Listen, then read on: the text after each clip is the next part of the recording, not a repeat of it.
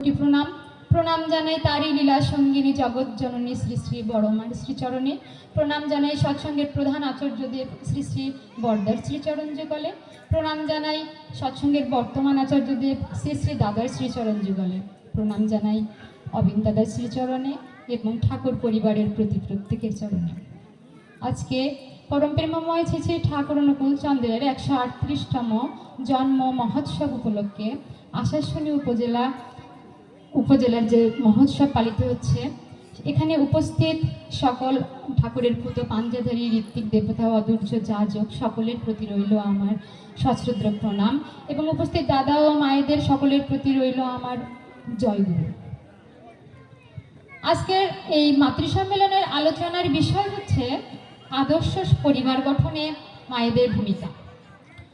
ঠাকুর একজন আদর্শ মায়ের রূপ কেমন হবে সে বিষয়ে বলতে গিয়ে বলেছেন, তার ডান হাতে থাকবে সেবা, বামে সান্ত্বনা, বুকে আবেগ ও অনুরক্তি, মুখে সহানুভূতি, নাসারন্ধ্রে স্নেহ ও মমতা, শ্রবণে বেদশ্রুতি, মস্তিষ্কে বোধ ও বিবেচনা ও সর্বাঙ্গী বৃত্তি নিবেদন।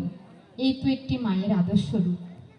আর ঠাকুর বলেছেন, একটি পরিবারের সর্বাঙ্গীন উন্নতির জন্য তার সেই পরিবারের মায়ের অবদান হচ্ছে 14 আনা। কেননা একজন মাই পারে তার পরিবারকে, তার সন্তানকে, তার স্বামীকে ইষ্টের দিকে চালনা করতে। নারী করবে অনুগমন ও পুরুষ উত্তরণ। এই উত্তরণ মানে কিন্তু ইষ্টে অনুসরণ। স্বামীকে আরো তরভাবে ইষ্টের দিকে এগিয়ে দেয়া, সন্তানদের আরো তরভাবে ইষ্টের দিকে এগিয়ে দেয়া, এই হচ্ছে একজন আদর্শ নারীর কাজ। আর একজন আদর্শ নারী পারে একটি আদর্শ পরিবার গঠন করতে। বর্তমান যুগে আমরা এই প্রজন্মের ভিতরে যে অবক্ষয় লক্ষ্য করছি, যদি আমরা ঠাকুরের সংস্কারে আমাদের সন্তানদেরকে যুক্ত করে দিতে পারি, তাহলে আর আমাদের তাদের জন্য ভাবা লাগে না। ঠাকুর বললেন কি, সত্যাঙ্গ শরণ গ্রন্থে বললেন, আমাদের আকাঙ্ক্ষিত মঙ্গল নির্ভর করে আমাদের অভ্যস্ত সংস্কারের অন্তরালে।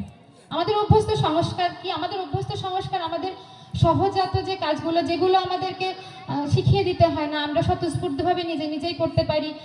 আমরা ছোটবেলা থেকে আমাদের বাবা মা পারিপার্শ্বিকদের দেখে শিখেছি, যেমন সকালে উঠে হাত মুখ ধোয়া, স্নান করা, তারপর খাওয়ার আগে হাত ধুয়ে ভাত খাওয়া, খাওয়ার পরে হাত, এগুলো আমাদেরকে কিন্তু কাউকে বলে দিতে হয় না, এগুলো আমাদের অভ্যস্ত সংস্কার। তাই ঠাকুর কি বললেন, আমাদের মঙ্গল এই অভ্যস্ত সংস্কারের অন্তরালে থাকে।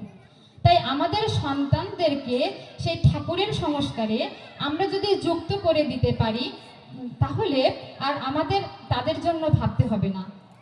সেই আদর্শ রূপ বটবৃক্ষের সাথে তাদের নৌকার দড়িটা যদি বেঁধে দিতে পারি, তাহলে আর তারা লাগাম ছাড়া হয়ে চলবে না। তাই আমাদের এই সন্তানদেরকে ঠাকুরের সাথে যুক্ত করে দেওয়ার কাজটা আমাদের মায়েদের সব থেকে বেশি। দেখেন, আমি যদি শুধুমাত্র ঠাকুরের কাজ করি তাহলে তো শুধু চলবে না। আমি প্রতিদিন সকালে উঠি, নাম ধ্যান করি, ইষ্টভৃতি করি, দুবেলা প্রার্থনা করি, যাজন করি, কিন্তু আমি খেলে যদি শুধুমাত্র আমার পেট ভরে আর কারোর পেট ভরে না, তাহলে পরিবারের প্রত্যেকেরই উচিত কিন্তু আলাদা আলাদা করে ঠাকুরের কাজ করা। তাই তাদেরকে ঠাকুরের সাথে যুক্ত করে দেবে কে? একজন আদর্শ মা। আর এভাবেই একটা আদর্শ পরিবার গড়ে উঠতে পারে। দীক্ষা সম্পর্কে আমাদের আগে নানান ঠাকুরকে ধরার আগে অনেক রকম ধারণা ছিল। দীক্ষা কারা নেয়? যাদের বয়স হয়ে যায়, বয়স না হলে দীক্ষা নিতে নেই। দীক্ষার সাথে আধ্যাত্মিকতার একটা সম্পর্ক আছে, পরকালের একটা সম্পর্ক আছে। পরকাল বলতে স্বর্গে যেতে আমাদেরকে দীক্ষা নেওয়া উচিত, গুরু ধরা উচিত। ঠাকুর পরকালের ব্যাখ্যা কি দিলেন? পরকাল, পরের কাল। পরের কাল বলতে কি বুঝি? পরের কাল বলতে আমাদের পরবর্তী প্রজন্ম কি বুঝি। সেই পরবর্তী প্রজন্ম যদি ভালো করে, সুন্দর করে গড়ে তুলতে পারি, ইষ্টমুখী করে গড়ে তুলতে পারি, তাহলেই আমাদের পরকালের উন্নতি হবে। পরকাল বলতে আলাদা কোনো জগৎ আছে বলে আমাদের সৎসঙ্গ জগতে নেই। তো এই জন্য আমাদেরকে সেই পরবর্তী প্রজন্মকে ঠাকুর বলেছেন, তুমি যতই সৎসঙ্গ করো না কেন, যতই মন্দির স্থাপন করো না কেন, যতই দীক্ষা দাও না কেন, তোমার পরবর্তী প্রজন্মের মধ্যে যদি আমাকে প্রতিষ্ঠা করতে না পারো, তাহলে তুমি আমাকে ফাঁকি দিয়েছো। তাই আমাদেরকে কি করতে হবে? আমাদের পরবর্তী প্রজন্মের ভিতরে সেই ঠাকুরকে প্রতিষ্ঠা করতে হবে আমাদের সন্তানকে। আর তার জন্য কি করতে হবে? সর্বপ্রথম আমাদের মায়েদের নিজেদের ইষ্টমুখী চলনে চলতে হবে। ওই যে বললাম অভ্যস্ত সংস্কার, সন্তানরা যখন দেখবে আমার মা এমনভাবে চলছে, ঠাকুরের পথে চলছে। আমরা যখন সাধারণত আমরা প্রত্যেক পরিবারে দেখি সকালে উঠে বাচ্চারা দুধ, হরলিক্স, বিস্কিট খায়, কিন্তু আমাদের ঠাকুর সেই অভ্যস্ত সংস্কারের বিরুদ্ধে আন্দোলন করলেন। তিনি কি করলেন?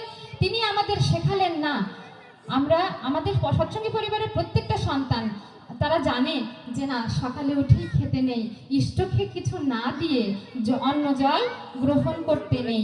ঠাকুর আমাদের এই অভ্যস্ত সংস্কারের বিরুদ্ধে আন্দোলন করলেন, আমাদের চরিত্রের বিরুদ্ধে আন্দোলন করলেন। আর সেই আন্দোলন আজ কোটি কোটি মানুষের মধ্যে ছড়িয়ে গিয়েছে। আমাদের মূর্ত আদর্শ, আমাদের আচার্যদেব, তিনি আমাদের দিক নির্দেশনা দিয়ে চালিয়ে নিয়ে যাচ্ছেন সেই মূর্ত আদর্শ, সেই জীবন্ত আদর্শের সাথে আমাদের সন্তানদেরকে আমরা মায়েরাই পারি যুক্ত করে দিতে। আর শিশুকাল থেকে সেটা সম্ভব, কেননা ঠাকুর বলেছেন কাঁচাই নানুয়ালে বাস, পাকাই করে টাস টাস। এই বলে আমি আমার সংক্ষিপ্ত আলোচনা এখানেই শেষ করছি।